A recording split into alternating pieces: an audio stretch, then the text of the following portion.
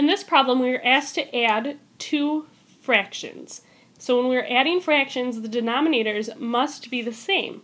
We need a common denominator. So let's begin first by factoring the denominator of the first fraction in order to make it a little bit simpler to find that common denominator.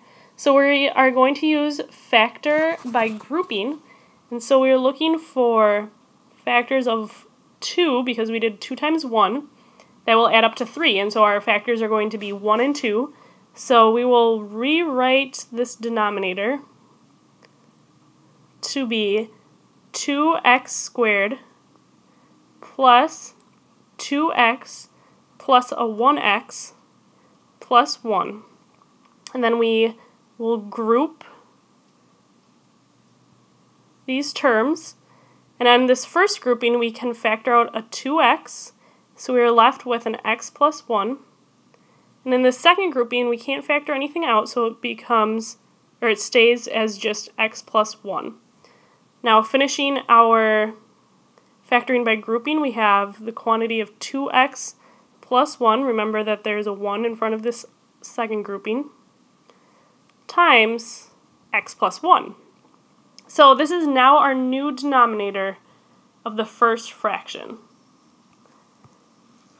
So we notice that the second fraction's denominator is x plus 1, and so in order to get a common denominator, the second fraction just needs to be multiplied by the 2x plus 1 because it already has the x plus 1 in its denominator.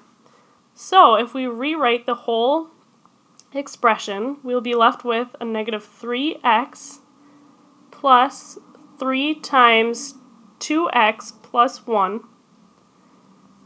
all over 2x plus 1 times the quantity x plus 1. Now to continue simplifying, we want to distribute this 3 to each term.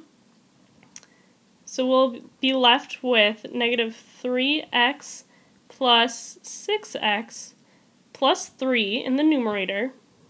And we still have the quantity of 2x plus 1 times the quantity x plus 1 in the denominator.